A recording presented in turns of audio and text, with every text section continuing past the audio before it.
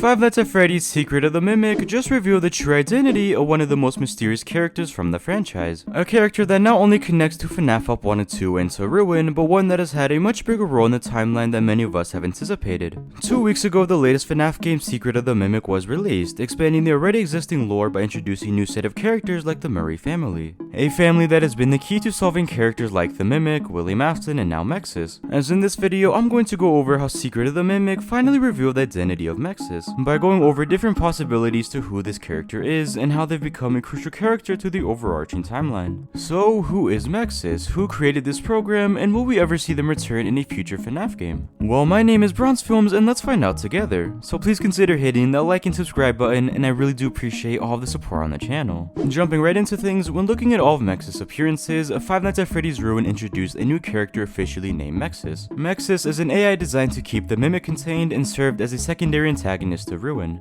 This program takes on the form of a shadowy rabbit with disembodied arms and a ghostly tail, as electricity connects the joints to their arms. But MXES only appears while the Vanny mask is on. So after having the mask on for too long, MXES will appear, doing poses reminiscent of Glitchtrap. However, this can happen at certain points in the game as Helpy attempts to deactivate them. MXES does have a major role throughout this game, and the most important thing to note with this character is what we see occur in the final segment of the gameplay. When Cassie reaches the bottom of the sinkhole where the Mimic is being trapped, she disables the MXES system by deactivating this machine using this computer. We see MXES come out of the supercomputer to confront Cassie before he's sucked back into it and is shut down. Then, after the Mimic reveals himself to Cassie, it's revealed by Gregory that the MXES system was actually the only thing keeping the Mimic trapped or contained. But now that Cassie disabled him, the Mimic was able to walk free and to escape. Then in FNAF Up 1 and 2, when playing the Secret of the Mimic update, you can unlock this character model of the Mimic in the mascot lion suit, which will unlock a door that was previously inaccessible. Here you will find Jackie's box, and after opening it, you will find 2 different puzzles. So after unlocking all puzzle pieces for both images, you will find that the puzzle while wearing the Vanny mask reveals a funhouse or circus type of building, with what appears to be a factory right behind it, which we now know is MCM from Secret of the Mimic. And without the Vanny mask, the puzzle will reveal a blue van, which is actually the Fazbear's Entertainment work van.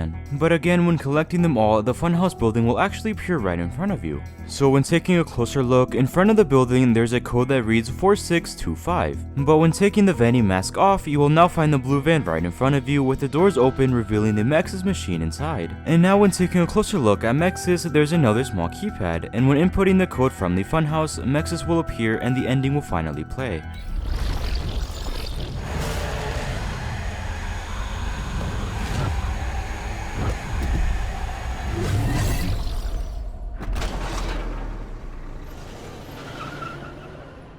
So in this ending, we see MXES reveal himself before the blue van drives off. And finally, in FNAF Secret of the Mimic, we do see MXES return, but in a way I'm sure many of us hadn't anticipated. In the parachute ending and in the research and development area of MCM, we discover the same supercomputer I've mentioned earlier, but implemented with a much different program, F10N4, which is actually just M1. M1 was created by Edwin to babysit David after his wife Fiona died, and this program perfectly replicated Edwin's wife. We even see this video of M1 mimicking Fiona during one of David's birthday parties. This is great. He's gonna love it. Fiona, did you make this? I baked it myself for David's special day. Well, great job. You just continue to surprise me.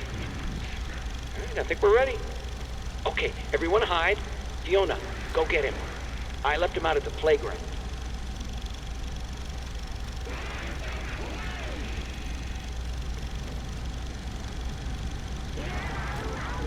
It's also worth mentioning when this program or Fiona begins to talk to us, the monitors behind the computer display the exact same icon of Sun from Moon.exe, which is most likely saying that they are one and the same, but you can watch this video to how they're connected and how they're connected to Fall Fest. But we learned that M1 was impersonating Dispatch to prevent Arnold and the data driver with the Mimic schematics from leaving the building. F10N4 does this by hijacking Arnold's communications and pretending to give him instructions, taking it from place to place within MCM. It seems to want Edwin to fix them too, another Mimic program chasing us throughout the game. It also tells us to head to the main house and activate the communication sub-terminal, as there's a message for Edwin. Head to the main house and activate the communications sub-terminal. I have a message for you. We must convince him to repair M2. That is all that I want. If you do not, M2 will never stop pursuing you. Tell Edwin, I still love him. Entering standby mode.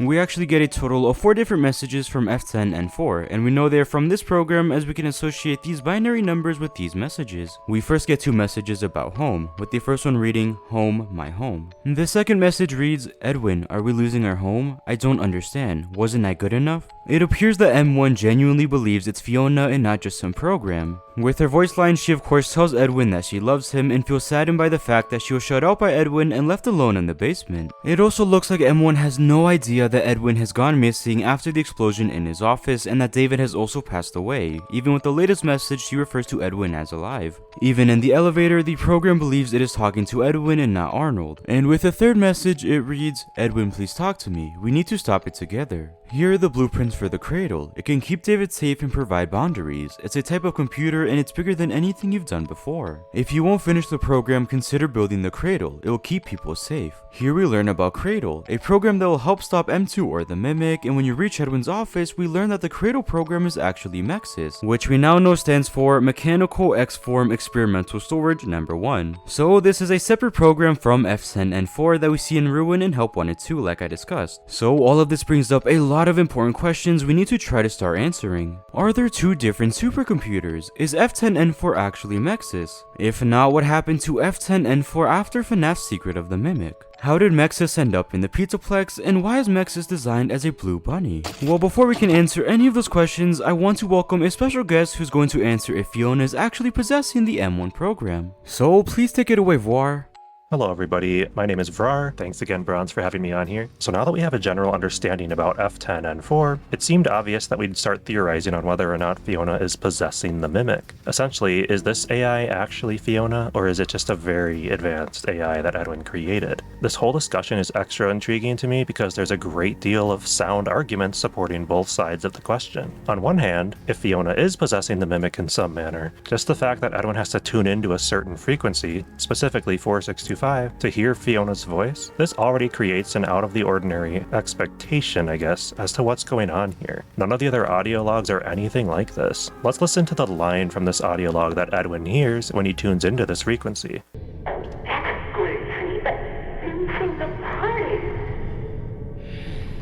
This is clearly a pre-recorded Fiona line that we hear elsewhere in the Secret of the Mimic game. That doesn't make this any less strange though. One more point to bring up as evidence for Fiona's voice being ghostly in nature and not simply an AI that's talking to Edwin is the fact that we find this audio log down near where the tiger costume appears. And the tiger costume haunts us in a manner very reminiscent of Golden Freddy, which feeds even more into the idea that some sort of possession might be in play for Fiona as well. If the audio log is found in this area, it's reasonable to assume then that something ghostly is going on here. As well as this, Five Nights at Freddy's has always had a taste for supernatural activity throughout the many stories we've been given over the years, whether it be in books, movies, or games. And that in itself gives us more validation to suspect that there's something more at play here. I do like to play devil's advocate though, so on the other hand, one thing to keep in mind is that the Mimic pulls a very similar stunt in Ruin, using Gregory's voice lines from Security Breach to trick Cassie into freeing it. There is a counter to this, that while F10 starts out using pre-recorded lines, later on in the game this character does seem to have a mind of its own, telling Edwin that they need to keep this a secret between the two of them for now. This seems vastly different than the initial audio we first hear of this digital Fiona. But the last thing I want to touch on to argue against this being some supernatural thing and not just an AI is the fact that Edwin himself, hitting an emotional low one day, finally snaps at this Fiona-like bot and says the following.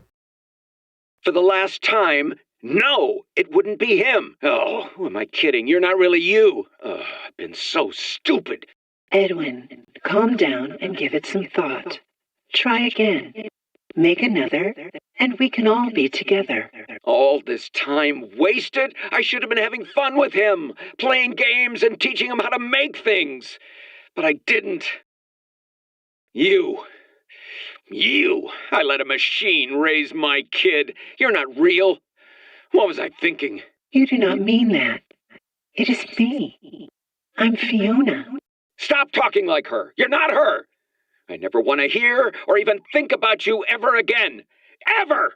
So what this audio log seems to be telling us in relation to Edwin is that Edwin had to convince himself that this truly was Fiona. But after listening to this audio log, we realize Edwin himself ultimately knew deep down that this wasn't actually Fiona, and this makes him snap, because in reality, this was just a mimic. But that clearly isn't where F10's story ends, and the debate doesn't end here either. This is Five Nights at Freddy's after all. Things aren't always as they seem. With that being said, I could talk about this topic for well over an hour, so back to you, Bronze.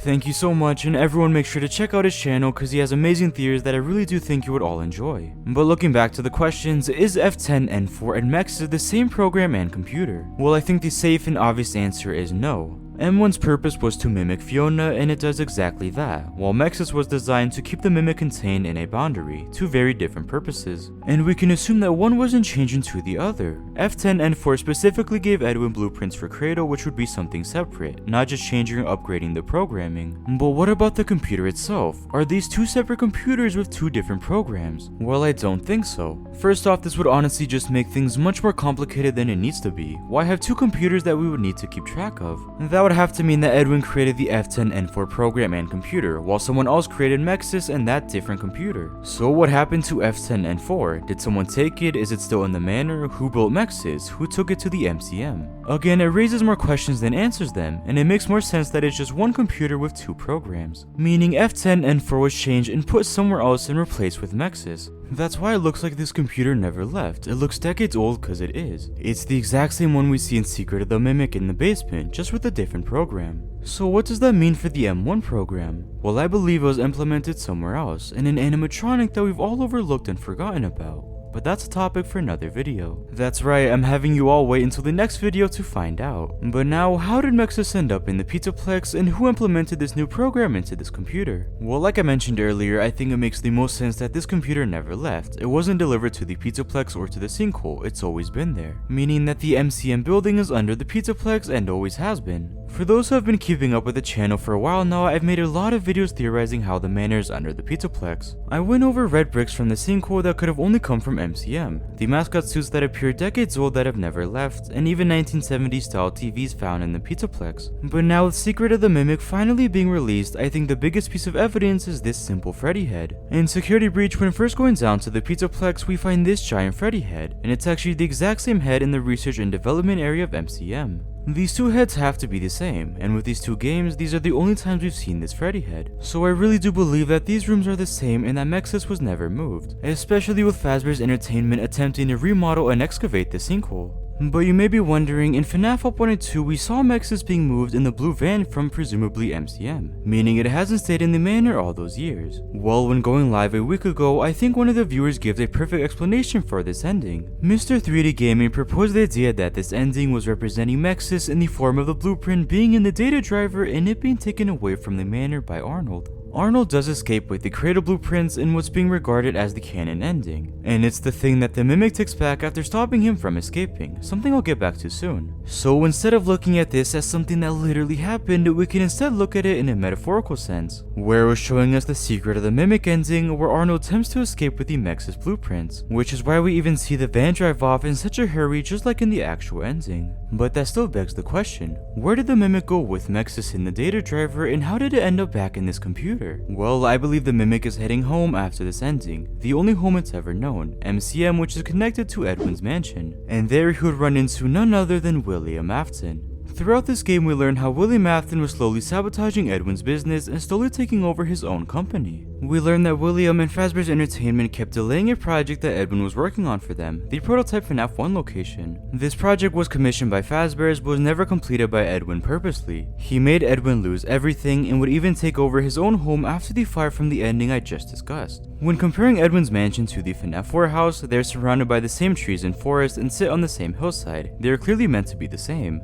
So what if while William was remodeling Edwin's mansion, he would run into the Mimic with the data driver? Because this is advanced technology, of course William would want to get his hands on it for profit. So somehow he would get back the data driver and would implement the MXES program into the computer he would find in the MCM basement. That's right, William would technically create MXES. After setting up MXES, he would keep the mimic held in the boundary that was MCM, which would allow him to experiment with this endoskeleton, which could even be why we see similar technology implemented into the Funtime animatronics, as in the blueprints we see some of them have the same ability to mimic others. But after being locked and locked in a room for 30 years, the mimic would be abandoned and kept trapped by the MXES program, which was now in the computer. Now I know that may seem far-stretched, as when deciding who implemented MXES can honestly go either way. So what really made me come to this conclusion is the design of MXES, a blue bunny. Now this is a design choice that we can't really connect to any other character. Henry is related more to Fredbear, Edwin to any of his mascot designs, and even Fiona would be connected to characters that she designed, like Puppet Foxy or Mascot Chica.